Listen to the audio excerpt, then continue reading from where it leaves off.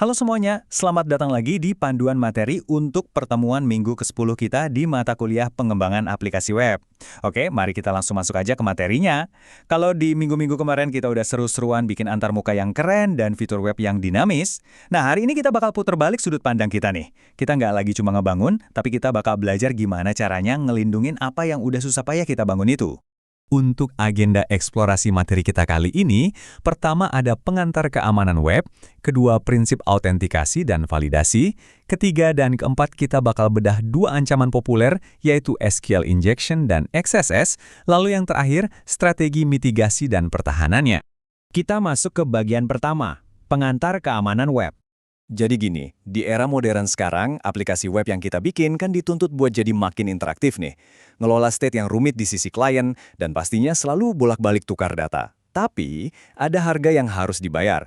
Semakin canggih fiturnya, aplikasi kita itu otomatis jadi target yang jauh lebih besar buat orang-orang iseng atau hacker di luar sana.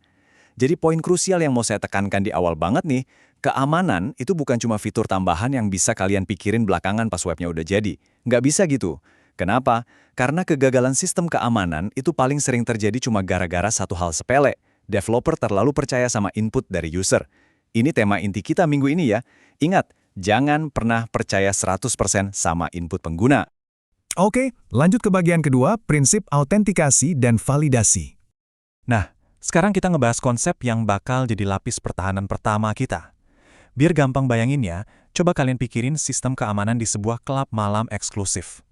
Kita bakal pisahin dua konsep yang sering banget bikin developer pemula bingung. Pertama, autentikasi.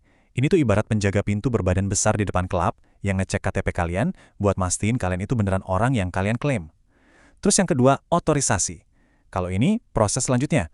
Setelah boleh masuk, apakah nama kalian beneran ada di daftar tamu VIP? Area mana aja nih di dalam klub yang boleh kalian masukin? Nah, itu namanya otorisasi. Di dunia web modern, interaksi HTTP itu sifatnya stateless alias nggak punya ingatan. Gampangnya, server itu pelupa. Jadi dia harus terus-terusan memverifikasi identitas user setiap kali ada permintaan API yang masuk. Terus gimana cara server ngingetnya? Nah, ada beberapa mekanisme yang umum dipakai. Mulai dari HTTP Basic Authentication yang pakai database x64, terus ada izin berbasis token yang biasa dipakai buat integrasi antar API, sampai ke autentikasi multifaktor atau MFA. MFA ini penting banget buat mastiin bahwa ya walaupun misalnya token kalian bocor, identitas login kalian tetap aman terjaga. Tapi ingat, sekedar kenal sama identitas user aja tuh sama sekali nggak cukup. Ada satu aturan emas dari pakar keamanan Andrew Huffman yang harus kalian pegang. Jangan pernah biarin data apapun dari user masuk ke dalam DOM atau Document Object Model tanpa disanitasi alias dibersihin dulu. Validasi ini ibarat si penjaga pintu klub tadi lagi ngecek beneran. Ini KTP yang dikasih ke dia asli nggak sih? Atau jangan-jangan KTP palsu yang dibikin sedemikian rupa buat ngelabuin sistem? Sekarang kita masuk ke bagian ketiga, ancaman injeksi, khususnya SQL injection. Terus, gimana kalau pertahanan atau validasi kita tadi kebobolan? Nah, kita mulai bahas ancaman nyatanya nih. Kita mulai dari yang secara historis paling merusak dan parahnya lagi, masih sering kejadian sampai sekarang, yaitu ancaman injeksi, spesifiknya SQL injection. Coba kita telusuri alurnya ya. Pertama, ada user usil yang masukin sintaks SQL jahat ke dalam form input di web kalian. API kalian malah nerima aja tanpa dicek bener-bener. Akibatnya apa? Mesin database kalian bakal mengeksekusi input tadi sebagai perintah resmi. Ini tuh persis kayak kalian ngasih kertas catatan ke penjaga pintu klub tadi, terus dia saking polosnya langsung baca catatan itu sebagai perintah mutlak dari manajer buat ngasih kalian akses ke daftar rahasia VIP. Dampaknya, data penting bisa bocor atau malah hancur berantakan. Dan ada satu hal penting nih yang harus kalian tahu. Bahaya injeksi ini nggak cuma terbatas di database SQL aja.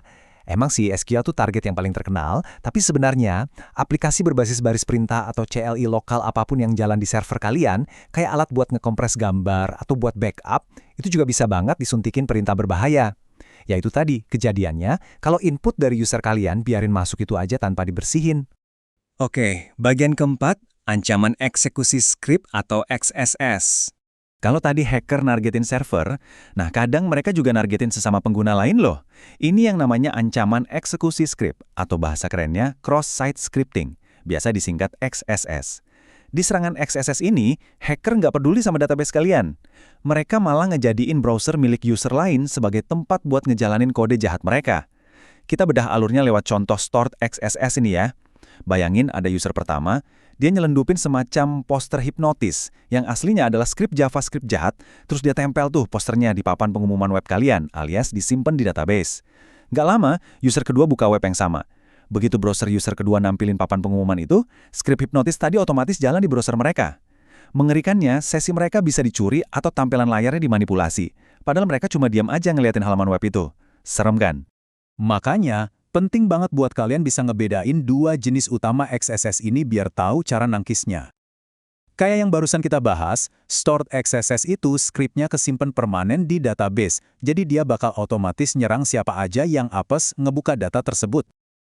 Beda lagi sama reflected XSS. Kalau yang ini nggak disimpan di database. Skrip jahatnya itu disisipin diem-diem di dalam sebuah link atau URL.